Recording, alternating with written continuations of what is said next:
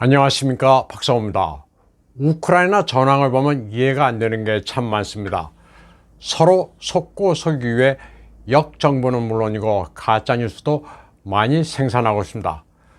푸틴이 약 2주 만에 전격적으로 우크라이나 군을 괴멸시키고 유리한 조건으로 전쟁을 마무리할 것이라는 전망이 많았습니다. 그러나 이런 예상은 완전히 빗나갔습니다. 전격전을 하려면 수적으로 압도적인 육군과 공군의 최신의 전력을 쏟아부어야 하는데 전혀 그러지 않았습니다. 처음부터 전략 폭격기로 융단 폭격을 한다거나 막강한 포병 화력으로 적진을 쑥대밭으로 만든 뒤 엄청난 대수의 최신의 전차로 밀어붙여 중심을 돌파하는 양상이 전혀 아니었습니다. 양국의 주공이 서로 교전했다는 뉴스는 없고 우크라이나 민간인이 애국심에서 화염병으로 저항한다거나 할머니도 총을 들었다는 등등의 감성에 호소하는 에피소드로 넘쳐났습니다. 최근 영국의 BBC는 64km에 이르는 거대한 러시아의 군용 차량 행렬이 사흘이나 멈춰섰던 점에 주목했습니다. 연료가 부족해 중간에 멈춰섰다는데 에너지 수출 국가인 러시아에서 연료가 부족하다는 게 납득하기가 힘들고 대군이 진격하는데 그 정도 보급물자도 준비를 안 했다는 것도 미심쩍습니다. 이 밖에 우크라이나군의 저항이 격렬해 주춤하고 있다. 러시아군 차량이 중국산 불량품을 사용해 중간에 펑크가 났다는 등등의 여러 추측만 난무했습니다. 모두 그럴듯하지만 이 상황을 명쾌하게 설명하기에는 뭔가 부족합니다. 때문에 푸틴 러시아 대통령의 전쟁 계획이 속전속결이 아닐 수도 있다는 추론도 가능합니다. 푸틴은 우크라이나에서 지구전을 계획했을 수도 있습니다. 이번 전쟁은 단순히 러시아와 우크라이나 간의 힘 겨루기가 아닙니다. 이는 푸틴이 이미 언급한 것으로 그는 이번 전쟁이 우크라이나에서 벌어지는 미국과의 결투라고 말했습니다. 전쟁터가 우크라이나일 뿐입니다. 중국식 표현을 빌자면 샹좌, 우젠, 이자의 패공, 항장이 칼춤을 추니 그 목표는 패공, 유방입니다. 푸틴이 우크라이나 점령만이 목표라면 속전속결이 맞습니다. 그러나 미국의 타격을 가하기 위해서는 속전속결로는 안 됩니다. 푸틴이 우크라이나를 단기간에 장악하면 미국으로서는 피해를 입는 게 거의 없습니다. 러시아는 이미 미국 서방의 경제 제재로 크게 당했습니다. 푸틴과 그 측근에 대한 재산 동결 조치, 스위프트 결제 시스템 퇴출, 전략 물품의 금수 조치 등 서방은 쓸 수 있는 제재 카드를 모두 썼습니다.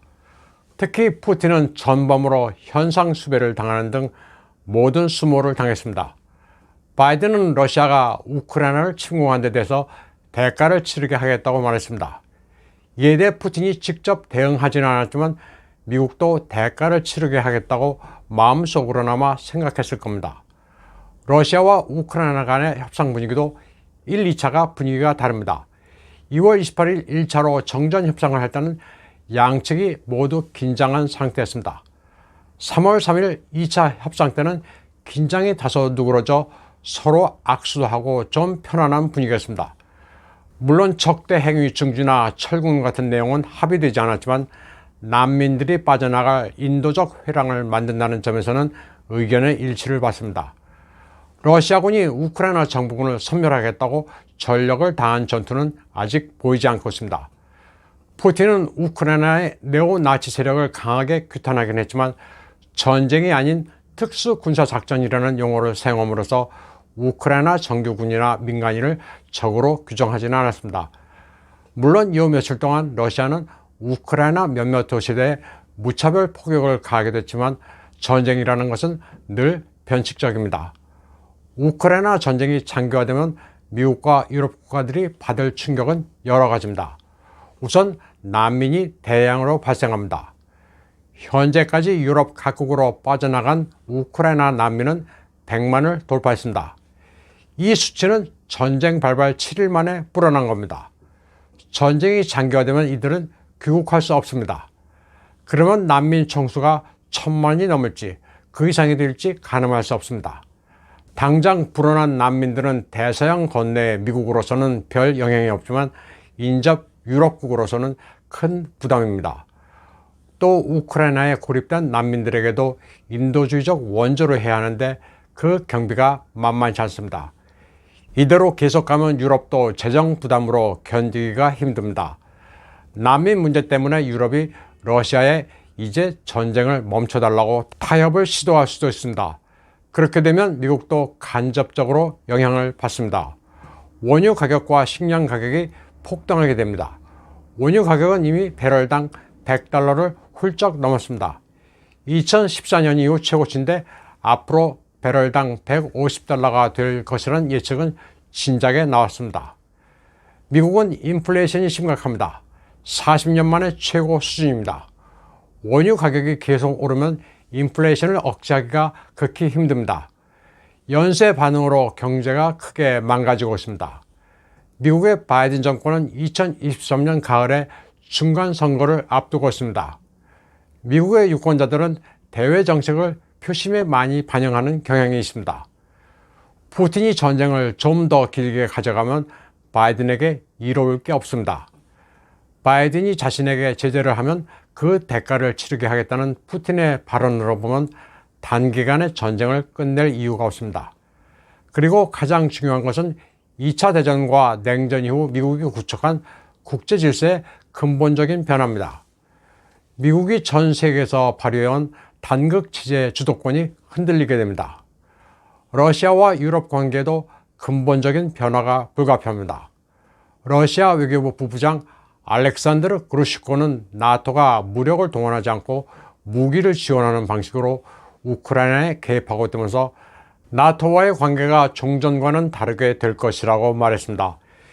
예전에 러시아가 용인했던 서구의 안전보장제도와 규칙에 더 이상 따르지 않을 것이라고 밝혔습니다. 그나마 국제 질서라고 존중했던 미국과 서방의 안보 체제를 이제는 무시하겠다는 것인데 그렇게 되면 미국이나 유럽이나 곤란해집니다. 냉전이 끝난 뒤 미국이 세운 안보 규칙은 무력으로 한 국가 영토의 현상을 바꾸지 못하도록 한다는 것이었습니다. 이라크 전쟁이 그 사례입니다. 사담 후세인이 쿠웨이트를 점령하자 무력으로 영토를 침탈했다고 해서 미국이 서방연합군을 규합해 치른 전쟁입니다. 그런데 이번에 푸틴은 우크라이나를 쳐들어가면서 미국이 세운 영토 현상 변경 금지라는 원칙을 그대로 무시했습니다. 미국의 국제질서 원칙을 더 이상 수용하지 않겠다는 것입니다. 푸틴은 우크라이나에 살라미 전술을 적용해 도시들을 천천히 하나씩 병탄할 수도 있습니다. 순식간에 우크라이나를 점령하는 것보다 미국으로 하여금 안절부절 못하게 만들 수 있습니다. 미국과 유럽은 이미 러시아의 모든 제재 조치를 취해 더 이상 쓸 카드가 없습니다. 이제는 푸틴 차례입니다. 서방 세계를 괴롭히는 도구로 우크라이나를 계속 이용할 것이라는 추론도 가능합니다. 만약 푸틴이 마음먹고 장기전으로 가려면 미 대선이 있는 2024년까지 갈 수도 있습니다. 트럼프가 당선되면 미러 관계는 금방 정상화될 수 있습니다. 지금까지 제가 드린 말씀은 맞을 수도 틀릴 수도 있습니다. 오늘 방송은 여기까지 하겠습니다. 시청해주신 여러분 감사합니다.